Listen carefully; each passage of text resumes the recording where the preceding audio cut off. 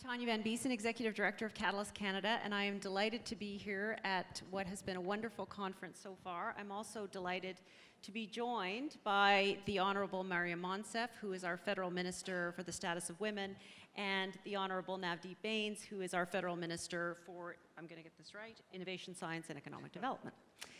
Who I've come to know over, I guess, the last year or so in collaboration work that Catalyst has done with the federal government. And so we have the honor to be here today to share with you, I think, some of the gems that the Canadian government has been working on as it relates to women and girls' empowerment in this country.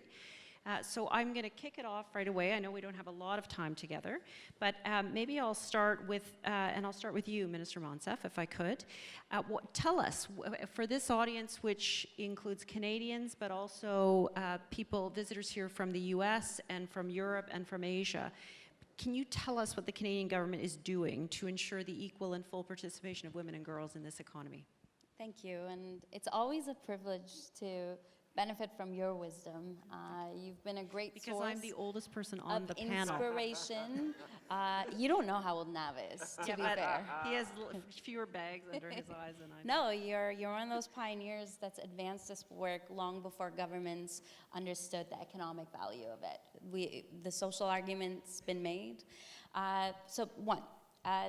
When I talk about women, and when our government talks about women, we're talking about a range of diversities that make up women. Women are younger and mature. Women can be trans women, and women can be living in rural communities. They can be living in urban centers. They could be Indigenous. They could be immigrants. They could have disabilities and exceptionalities. They could be lesbian women or straight women or.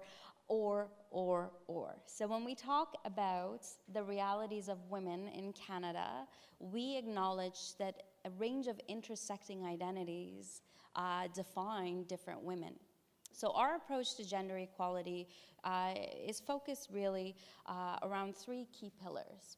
First, addressing and preventing gender-based violence. And Jess Tomlin, who was part of the conversation before, said, we cannot skip over the women in the conversation of engaging men and boys, and rest assured we will not. In Canada, every 6 days, a woman is killed by the hands of her own intimate partner. 5% of sexual assaults are reported. Close to half of them are reported by students on campuses. And so we're going to address and prevent gender-based violence.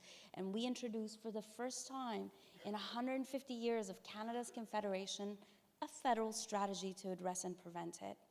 Supporting women's organizations, giving them the money they've been asking for, and working to enhance that budget. Ensuring that we're collecting data that is intersectional, because if we cannot understand the problem, if we cannot measure the situation, it will not count. Our work will not count. Second is around women's economics. And Nav and the team are doing a lot of great work in this area. And Nav, I'm sure we'll talk a little bit about that, so I won't go into too much detail. The third is about women in leadership positions.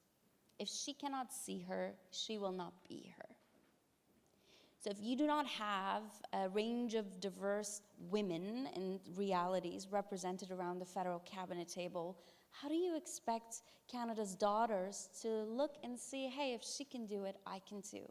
I think the gender balanced cabinet is a big part of that, making sure that thousands of appointments that the federal cabinet makes are reflecting the range of realities, and Nav has been pioneering this work with a new bill that just became law, which I hope we will talk about. And something that we do that's a little bit nerdy, but so important to what we do. We weave an intersectional gendered lens into everything the cabinet talks about. GBA+, Gender-Based Analysis Plus.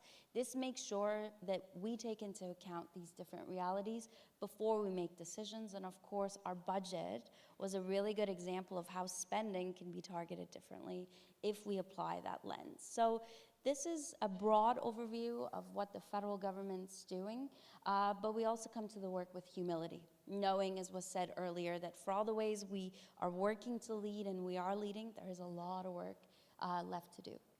And Minister Bains, before we move to what your department is doing, your ministry is doing, your ministry has just received a bunch of extra funding. Tell us about where that came from, what was the impetus for that, and how we might see that being put to use. Status of Women Canada is 42 years old. It's an agency of the government. And with Budget 2018, which is the first gender budget in Canada's history, the direction and the decision was made by the Prime Minister, supported by colleagues, that Status of Women Canada, after 42 years of, doing a lot with a little, this small but mighty agency would be turned into a full department. We would get more funding to ensure that we're keeping track of results that the government's achieving through statistic. We're doubling funding for women's organizations because long before we got here, these women's advocates were talking about Me Too. They have the solutions on the ground, and every single item on my mandate letter enables me and requires me to work with them. And so these additional dollars will ensure that my small but mighty agency, whose phones are ringing off the hook, suddenly everybody needs to have this expertise, is able to meet the demands and ensure that that intersectional gendered lens continues to be woven into all the conversations and the decisions that the federal government makes. And of course, applying that gendered lens is about to become law as part of all future budgets. We hope to introduce that bill in the House very soon. Thank you. Minister Bains, you have just brought forward a piece of legislation that's received royal assent, turned into law. So tell us what it is, what motivated you to bring it forward, and how you see it benefiting the country. Again, thank you, Tanya, for your leadership, and it's great to be here with Maryam. As mentioned, on a personal note, I'm very honored to be here. I've got two young girls, a 10-year-old and a 7-year-old, and when I depart for Ottawa each week, I talk about what I'm going to wear, so they help me select my turban, and they help me select my ties and socks. As you can see, it's a pretty complicated game. But they have good taste. Yeah, and I also talk about the events and the different initiatives I'm going to work on. And when I mentioned to my daughters I'm going to be at the Women's Forum, I have a 10-year-old, and she said, "What is it about, Dad?" And I said, "It's really about you." It fundamentally is about not only what we're doing today, but how are we going to make changes that are going to have impactful meaning for future generations. And one of the areas that I'm responsible for, and I'm very honored to work very closely with Maryam, is on the economic aspect of our government's agenda.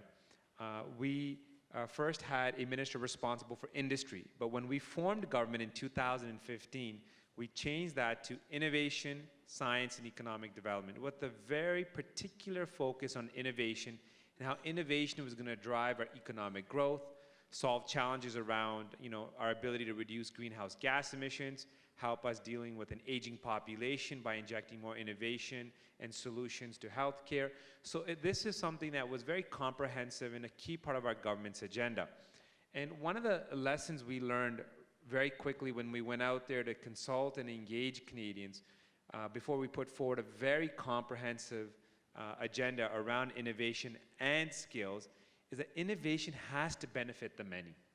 Innovation is not simply about just the few benefiting from the government's economic agenda. If you look at some of the debates and discussions around globalization, if you look at some of the conversations around trade, many people feel left out. And so when we embarked upon our government's innovation and skills agenda, we clearly had a focus on making sure it was inclusive, making sure that many, many people, and as Maryam mentioned, the urban-rural divide, and also between men and women. So when we put forward a comprehensive set of policies, we looked at what policies can we bring forward that can deal with innovation that benefits women as well. Because if they don't benefit, we are going to be in a major economic disadvantage. McKinsey came out with a study and said if more women participated in an active way in the workforce, that would add $150 billion to the Canadian economy by 2030. So this is not a public relations stunt. This is not a PR exercise. This is not a government political, strategy. This is sound economics. And one of the areas we quickly identified where gaps existed was in the corporate boards, in senior management. In Canada, only 14% of board positions are held by women. And if you look at the top 500 companies, the more progressive, multinational, international companies, it's only around 22, 23%. And as the Prime Minister mentioned in his remarks, we cannot afford to leave half our populations on the sideline. So we introduced legislation, and Maryam and her team was actively involved in this as well, was how can we create and put more responsibilities and pressures on shareholders and companies to promote diversity, and particularly have targets for women, people of indigenous backgrounds, visible minorities, people with disabilities. And so we just passed legislation in the House of Commons, Bill C-25, that says a company must have a diversity policy. A company must have a gender policy. They must have clear targets that they must demonstrate to their shareholders. And if they fail to do so, they have to explain why. So it's a comply and explain model. And we looked at the UK experience, we looked at what happened in Australia, and we noticed in the span of 5 years, the number of women on boards doubled. And so we feel this policy will really move us forward with better leadership opportunities for women, not only at the board level, but also a policy for senior management. And you know, there was an argument made, and I was in Windsor, they're speaking to students, and somebody said, well, you know, do we have the talent? Do we have the pipeline? Are there enough women that are qualified to sit in board positions? And I was very eloquent in my response. I said it's a bunch of bullshit. The talent exists. The talent exists. So make no mistake, we're very proud of our government's overall innovation and skills agenda. We want it to benefit the many. We have specific provisions to help. And we have, through the GBA analysis, the Gender-Based Analysis Plus, many government programs now are identified to make sure that more women benefit. So for example, very quickly on coding. Again, I see the world through my daughter's eyes. We introduced a coding initiative that 1 million kids will learn how to code in the next 2 years. But 60% of the young people that will learn how to code will be young girls. And so again, how do we encourage that strong pipeline, focus on STEM, create programs and policies that help benefit people that have been marginalized in the past, particularly focusing on women and young girls as an example. And there's many, many government programs as well. But we're very proud of C-25. It just received royal assent a few days ago. It is now law, and now we're going to work with businesses. And my message to business is very clear. We've done our part. We've introduced the law. Now the ball is in your court. You got to step up. You've got the talent. There is clear legislation in place. Now let's see meaningful results. Thank you. Thank you. So unfortunately, we're a little short on time, but there's a couple things I love about what the two of you have said. One is, and I won't say the word again, but sometimes I do think it's important to use very direct language, and it's something that rhymes with bullhit, and so sometimes we have to use that. So number one. Number two, I think what is exceptional about what you've talked about and the partnership between your two ministries is that you've worked together to formulate these things. You're not working in isolation. These are coming together as a result of the work that you're doing and then tying it to the economic and innovation agenda in this country. And then the last thing that I want to say is that we have two leaders in this country who are sitting here, a visible minority woman and a visible minority man, and I think we can be leaders on this, and I think this is so fantastic because I can humbly say as the leader of Catalyst, we've done incredible work, but I would say that white women have benefited disproportionately from a lot of what the feminist movement has done, and I think this is changing. You guys are changing that conversation in Canada, so I'm incredibly proud that you are here and delighted to be co-moderating this with you, so thank you so much. Thank you. And I think that's our hook. We have 13 seconds. Oh, okay, so 11. no, don't She's count doing it the down. official Then say, countdown. I do want to, what the STEM initiative I think is fantastic because that is filling a pipeline, but can you talk a little bit about training for women in trades? Yes, yeah, 3% of carpenters are women, and yet these are jobs that can quickly lift people out of poverty, and there's a need for that talent. Employers need it. So a new pilot project has been introduced where if you're a woman considering a red seal trade, you're gonna get $8,000 first 2 years of your studies to pay for equipment and to help you with your books or transportation so that that barrier is removed. And that's a direct result of applying that gendered lens, right? What are the barriers? What is the problem we're trying to solve? What is the outcome we're seeking? And you're right, it requires work across federal government departments, which is difficult work because this giant machine that is government is not used to this, but we benefit from a prime minister who's bold with what he wants and expects us to work together, and that leadership has really set the tone. Fantastic. Thank you both. Thank you for being here. Thank you all for being here.